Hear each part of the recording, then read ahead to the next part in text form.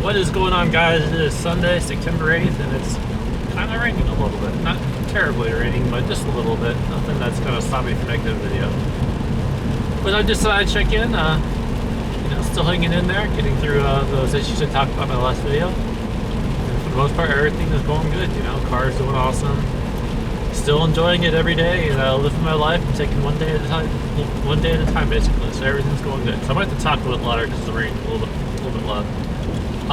Let's see, what else can I say? So today I just wanted to go for a drive. Maybe I'll do a few pulls, not too many since the weather's not exactly the best. But just go for a drive and talk. Maybe talk about some of the new cars that are coming out. So what I've noticed about all these new cars is, like, with all this advanced safety tech, and also they want to improve the crash safety, that's just like cars are getting so heavy now. Like, for example, like the new 2020 Shelby GT500 Mustang, like the one's gonna have like 760 horsepower. Dude, these cars are getting so heavy. Like, I never in my entire life thought that car would weigh like as much as like a Hellcat, which is like, I don't know, 4,500 pounds or somewhere around there. But dude, these cars are getting so big and heavy. It's like, what is with this like deal? It's like, is there any kind of limit where they just, they should just stop making cars so heavy? Ridiculous. And then another example, going to Subaru, the new Subaru Legacy, the 2020, at least the XT model with the 2.3 liter 4-cylinder, which is the same engine, 2.4 liter turbo, the same one that's in the Subaru Accent. Dude, that car, it's like, I think it's topping out at like 3,800 pounds. It's like, cars are getting so ridiculously heavy. It's like, even when they do boost the power, which they usually will have to when you got a heavier vehicle, it's like, it's not even going to make that much of a huge difference. I don't think, because cars are just getting heavier and heavier as the years go by. And like they said, there's the new Subaru Global platform, which they claim to be lighter weight, but it's like, it's just crazy how heavy cars are getting. It's like, can you imagine like this car, this generation WRX, like, if it weighed like 3,000 pounds, even, dude, this car would be like so quick. It'd probably be like as quick as like the first generation STI. It's just kind of ridiculous, So that's one thing I'm going to talk about. In other news, one thing I mentioned at my last video is I talked about that one guy. He went like full stage 3. He had a WRX, same generation as mine, stage 3, front mount air cooler, TVG deletes, like every single possible mod you can think of. Stage 2 downpipe, E85, like everything, the whole shebang. I mean, everything besides like actual headers, I think he pretty much had on his car when it comes to bolt-ons. And of course with the stock turbo. And he, I'm not trying to hate on people, I love everybody. I feel like everybody deserves a chance, and I actually give him mad props because he actually did all the work on his car himself besides the tuning and stuff. But dude, he raced the older generation, like, I don't know if it's called F-body style or whatever, Camaro Z28. Not sure what year it was. I'm gonna say it was like a 2001, just as a rough estimate. I'm not sure what year it was exactly. But dude, he raced that car, and yeah, the guy in the Camaro was a much better shifter, but the Camaro freaking smoked him, man, like totally. Like, he was banging the gears, and I know some people were saying the guy who drove the WRX, he wasn't using flat foot shifting, which is, very beneficial when racing. And also, he had a passenger in the car, but dude, you would think, stage 3, front mount overcool, E85, TVG deletes, like, there's gonna be a few other mods he also had, but you would think that it would at least keep up, or at least, be able to pass the older generation Camaro. So it's just like, when I see things like that where people are dumping, $4,000 or $5,000 into their car and basically reaching the limit to the point where the only way you're going to get more power is to upgrade the actual turbo, and then you, of course, got to upgrade the internals. It's like, when I see things like that, I just actually think, like, that's why I'm just like not too crazy about the mod, doing the modding, like, that far out. It's like, once you reach that limit, it's like, what else do you do? It's either you sell the car and get something totally different, or you get an STI, which a lot of people have done. But it's just like, that's just my whole motto of like how I'm just like, not all that crazy about getting all into the mod addiction. It's like, once you reach that limit, you're pretty much stuck, man. I mean, what else do you do? I guess that's just kind of the truth. So again, I'm not trying to hate on anybody. I watch this channel. I watch a lot of YouTube channels. People who drive the same car as me. I watch It's Just a Six, which the guy's got a super fast supercharged Mustang, a lot of other race cars. You got like his own garage. I watch a lot of YouTubers, and I enjoy it, and I take notes. You know, it's just like everybody's got their own thing going on, and I can appreciate it all. But it's just unfortunate that even when you put that much money into this generation WRX, you're still like kind of lagging behind, to say the least. I mean, it's just like, it's ridiculous. Really.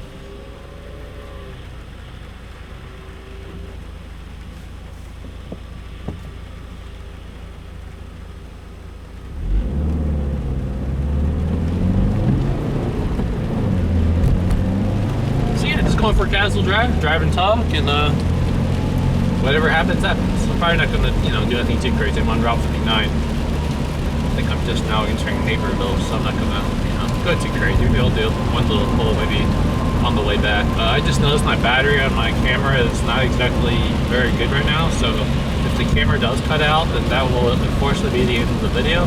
But hopefully I can at least make it last until I can, close the video. Yeah, pretty good amount of rain. I think I don't mind it. Some people think rain is depressing. I kind of find it relaxing. At this time of the day, it's Sunday. I should be just at home sleeping now. But this is still kind of early, and this rain does make you feel sleepy, if anything. But I thought, I wanted to make a video, check in with you guys, and just say hello and see how everyone's doing. So, like I said, still going through the life issues, and just taking one day at a time and staying positive, and I think in the end everything will be okay, and I hope anybody else who's having the same problems gets through whatever they're getting through too. Just keep your head up, stay positive, and everybody will get through whatever they're going through. That's just pretty much the truth about life.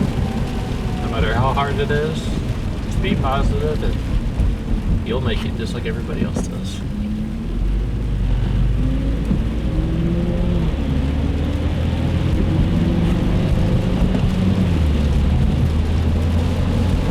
So yeah, like the others just saying, the cars are getting so heavy, like the safety technology, it's just crazy, It's just like cars are getting ridiculously heavy. There's like another, going back to Subaru, like the BRZ, dude. I don't know how many times they revised the BRZ, but they still do not have any real jumping power. What they added, 5 horsepower, 10 horsepower, I can't remember what it was. But that's all they seem to be doing, adding a few horsepower and improving the handling. Okay, they'll put the Michelin Pilot Super Sport tires. Okay, they'll throw an STI wing. It's like, or not the STI wing, but like an STI type wing for at least that type of car, and they'll improve the handling, maybe thicker anti-roll bars. But you know what the thing is, it's still essentially a 200 horsepower car with improved handling. But it's like, what's even the point? I mean, honestly, if I'm gonna spend $30,000 on a car, I would just get the WRX out, all-wheel drive, still really good handling, and I'll have a turbo.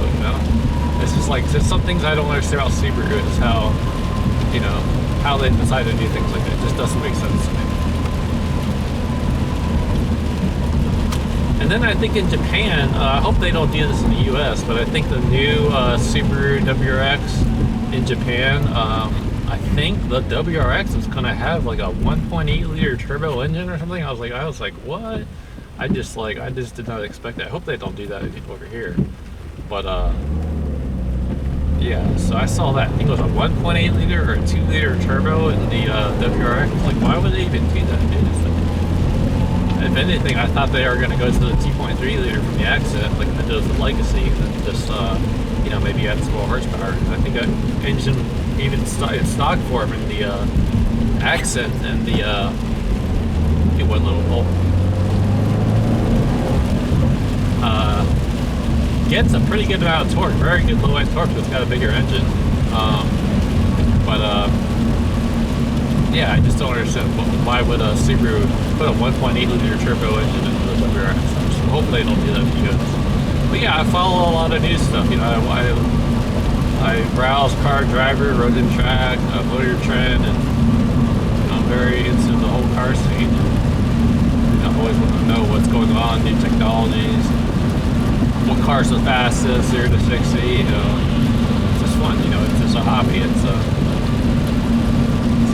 things I just enjoy reading about, talking about, and making videos about. This is how I am. So looks like the battery is still hanging in there slightly.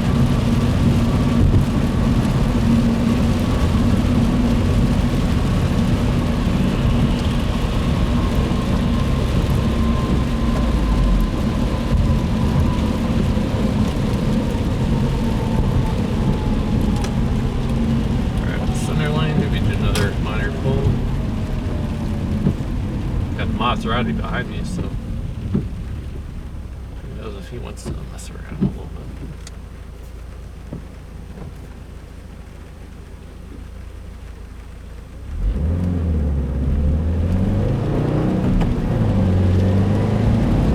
I don't even know why I got the AC on. I didn't realize it's freaking like 63 degrees outside. I got the AC on. I'm just so used to having it on, like, you know, when it was summertime. Just automatically turn it on, I guess. Forget that I had it on. Maybe it was because the windows were frosty, I can't remember.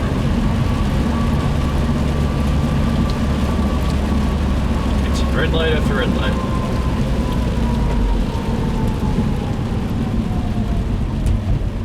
Okay, now I got the Maserati in my left lane, so if he wants to race, sure, I will. Like I said, I give everybody a chance. I give minivans a chance. I give anybody a chance if I feel like it, especially if it's on video, you know. And I don't really normally race minivans. I'm just kind of making fun of the situation on my last video where I did race one. It was kind of funny but stupid.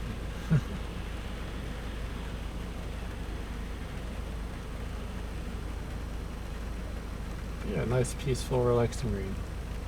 Nothing wrong with that.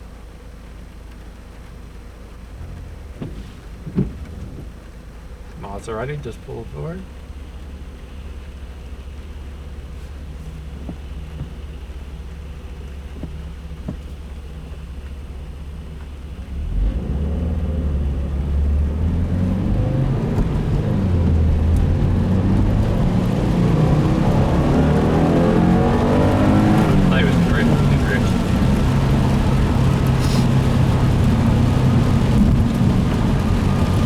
I saw him kind of inching forward, gave it some gas, but he didn't do anything.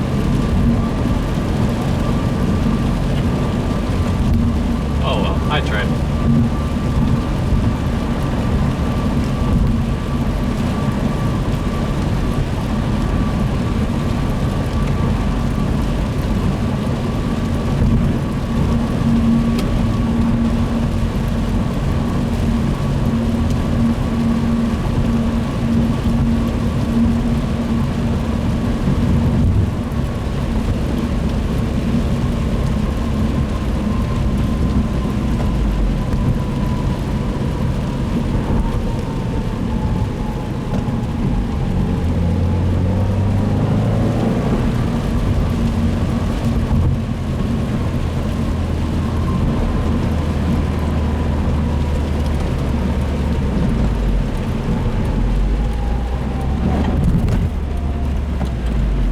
Downshift that. Oh, that's probably why, because the window wasn't able.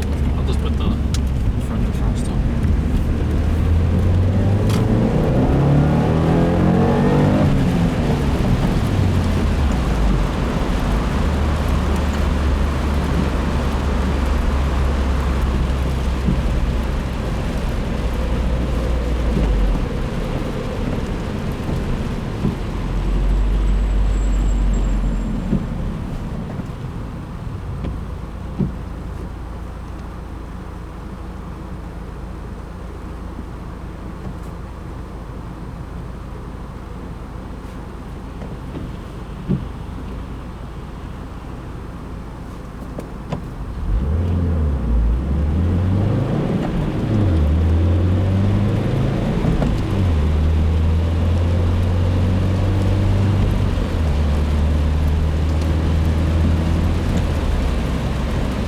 Okay, so yeah, I talked a little bit about cars, and not sure what else I could talk about, you know. Like I said, still enjoying the car. One of these days I may try E30 again, just for, you know, just a little bit, just a small shot of it. You know, maybe I'll go to like a half a tank of 93 and then add maybe 2 or 3 gallons of 85, just to do, you know, a little bit different content here and there. Maybe yeah, expect that sometime soon, maybe just once, you know, just to try it out, feel the extra power and stuff. Nothing too major.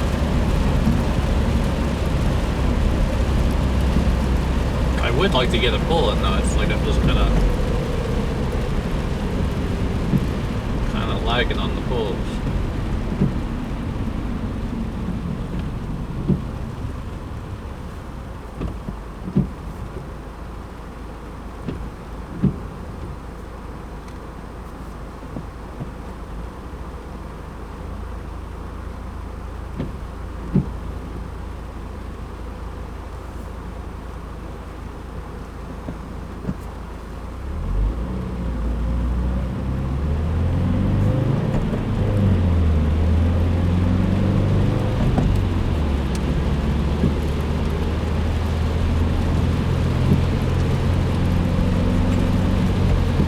almost getting to 60,000 miles. I'm at 59,087. So, you know, considering I got this car June of 2014, I would say that's pretty low miles. I mean, I've got this several times where I'm on my YouTube and I'm looking at people's comments and they're saying, oh, I have a 2018 and I have like 60,000 miles. Right? Like, what the heck? It's like, I guess I just don't drive that much, or I just don't really have a long commute, I guess. But I guess I don't drive my car that much. But nothing wrong with that. You know, when I do decide to sell it, or, you know, later down the road, at least it will have, you know, probably a low amount of miles compared to most other 2015. So I guess that's one benefit. And you know, I still enjoy my car. You know, I've done everything you can imagine. I've tracked the car. I've had all kinds of terrible things happen. You know, replacing the clutch, hail damage, this and that, and clutch pedal assemblies, oxygen sensors. I mean, all kinds of like just random things, little things, big things. It's been through everything. You know, besides like, you know, like I said, the worst case scenario in my last video, or I meant to say, like having an actual throwing a rod, or I'm just dying for a pull, man. It's that sad. So let me make sure there's no cops around. So a second here. Let's get a pull, man. That feels good. Okay, now I'm back where I am. But yeah, everything that possibly could have happened to my car has basically happened, besides like the worst case scenario, like having the transmission blow, or throwing a rod, or, you know, whatever else could possibly happen to this engine. So, to say the least, I've definitely put this car through the ringer. I mean, it's been through everything, you know, track days, launching, countless flat-foot shifting, and all kinds of stuff, E30 tuning. Just like, it's been through so much, so it's just fortunate enough that, you know, for the most part, the most important thing about the car, the engine, transmission, you know, chassis, everything has been solid. You know, it's been great, you know. And then back to where I was saying, when people go so crazy with mods, whether they go Stage 3 or TVG Delete, or they're pushing like crazy power. And even that one guy I was just mentioning, I think he was pushing, I can't remember what it was exactly, 300, maybe it was 394. I'm not sure if the tuner brought it down, but I think his first or second dyno pull was like 394 horsepower. I'm assuming, I'm hoping he brought it down, because I personally would not run that kind of power in a stock block, you know, 2-liter direct injected engine that this car has. I mean, I think they say 340 or 350 is kind of the limit.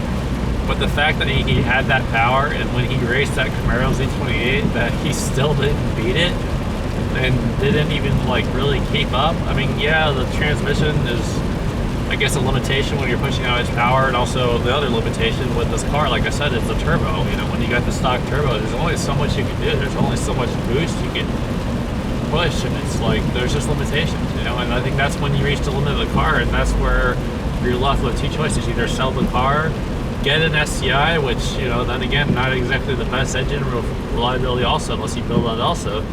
But it's like, what else is there to do? And that's just back to where I was saying, where, you know, I'm not so really so inclined to go so crazy with mods. You know, I just feel like E30 is like awesome. You know, it's so simple. I flash the tune, put some E85, and dude, I'm done. It's like I mean, not necessarily stage C power, but comparable stage C power. It's so fast. I can, you know, switch back to regular 93 really fast, really simple. And dude, I mean, I'm not sure exactly what the power is. I know MAP says it's like I think they quoted 320 horsepower. I'm not saying it's really that much, but I'm gonna say it's like my guesstimation from the seat of your pants dyno. I'm gonna say it's like maybe 305 horsepower, maybe 300 horsepower. So put it kind of like where the SCI is, because I think it's pretty similar to quarter mile, at least with my run that I did without even launching. It was a little bit faster than the SCI. It was 13.1 at 106, which is very good. And so I'm guessing somewhere around 300 horsepower. Dude, that's enough power for this chassis. I mean, you know, who needs that much power? You know, another thing is, almost every race I've had, you know, I haven't raced like super fast. You know, I'm not racing like souped up Corvettes or, you know, modded Camaro SS. Like every race I've had, I either beat the person or kept up, or got smoked if it's something like ridiculously fast. But it's like, what I'm trying to say is, like, even with 300, like say 300 horsepower, 300 pounds of torque, let's say that's what E30 gives you to the wheels, dude, that's enough power, dude. I mean, who needs that much more power? You know, I mean, what? Oh man, it's gonna turn right. it's like you only need to have so much power, I think. And I feel 300 horsepower and 300 pounds of torque is more than enough to have fun with this car. It's enough to do a 0 to 60 in 4.2 seconds, which I did do on video one time, with not even having the best traction situation. And yeah, that's just my whole thing. So anyways, I don't want to ramble on too long. I just want to basically throw those thoughts out. And as always, guys, I appreciate all the support. Thank you for all the fine feedback, and thank you for every comment, and hope everyone's doing okay. Hope, Eric, you survived the hurricane, and everyone is hanging in there and enjoying their life to the fullest. So until then, see you guys soon. Take care. Thanks for watching, and see you guys next time. Blues WRX signing out, and see you guys maybe in another, I'd say another 2 weeks. I'll probably make it up. Peace out. Thanks for watching.